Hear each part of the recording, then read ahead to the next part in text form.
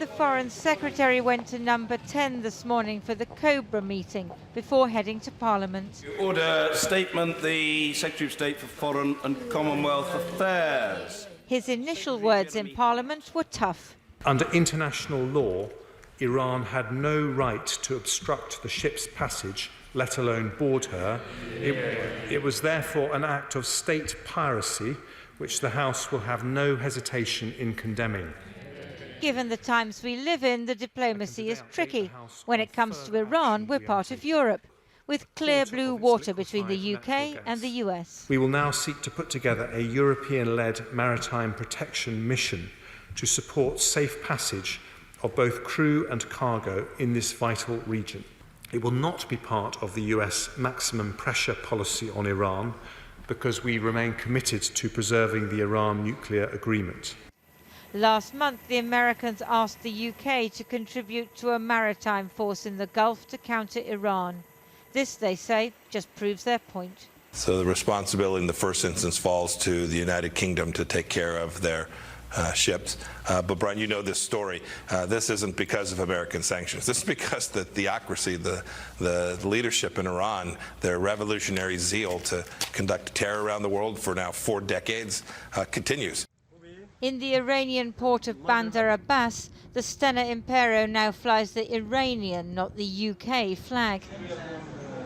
Iranian TV broadcast pictures of the crew, presumably to show that they're unharmed. Most are Indian, while others are from the Philippines, Latvia and Russia.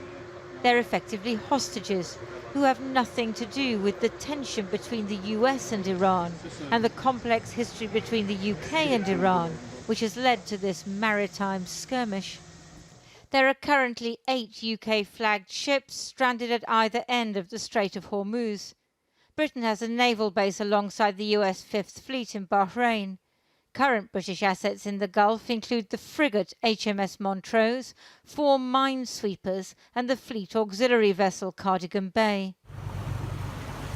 Half a world away behind the Dancing Dolphins is the ship whose detention triggered all this, the Grace 1, an Iranian tanker intercepted off Gibraltar earlier this month for allegedly breaching sanctions by transporting oil to Syria.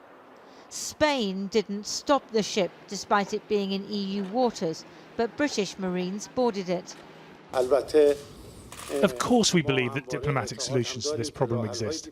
When the British stop an Iranian ship demonstrating hostile behaviour, they shouldn't expect us to show tolerance. When you illegally seize a ship off Gibraltar, and even the Spanish believe that you have done this unfriendly and hostile act in their waters, we don't deem it necessary to show tolerance. A court in Gibraltar ruled that the ship could be held for another month, but some maritime lawyers say only EU-flagged ships have to obey EU sanctions on Syria, an argument that could help the British release it. In Tehran, today's news was dominated by the detention of 17 Iranians who had allegedly spied for the CIA. The story got the feature film treatment. In the end, the Great Satan is a more important enemy than the Little Satan. But Iran is determined to use whatever leverage it has on land, in the air or at sea. Lindsay Hilson there. Well, I'm now joined by Vali Nasser, a former senior advisor to the US State Department and professor of Middle East Studies at Johns Hopkins University. Vali Nasser, thanks very much for talking to us this evening. We'll come to the Americans in a moment. But first of all, what do you think the Iranians are trying to achieve here? Well, this is a retaliation for British seizure of their tanker. Iran believes that Great Britain did this at the behest of the United States, and as a way of helping the United States apply maximum pressure on Iran. And since they are in this tit-for-tat back and forth with the United States, they decided that they're not going to let the capture of the tanker go without a reciprocation.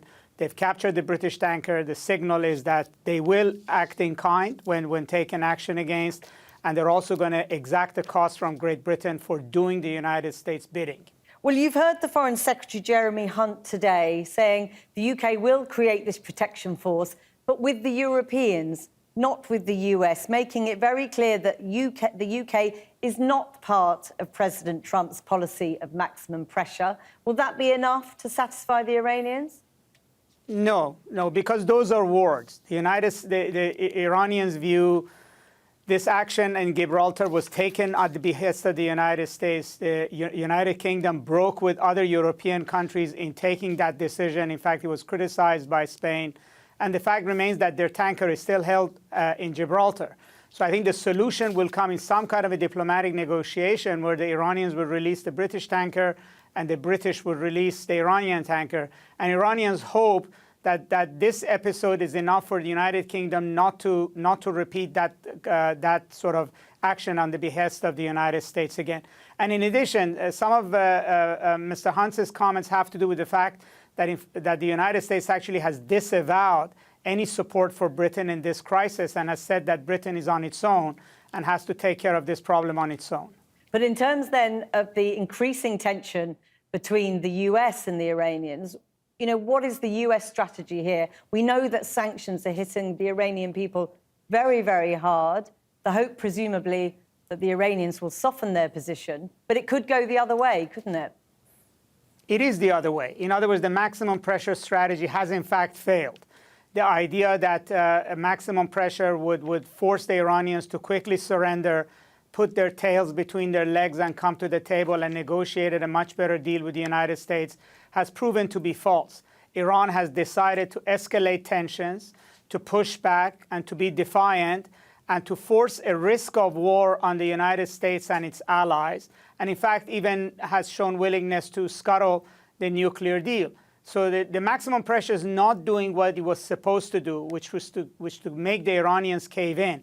What it's doing is actually increasing the risk of war, and I don't think that was President Trump's intention when he set down this course. So very briefly, where do you see this going at the moment?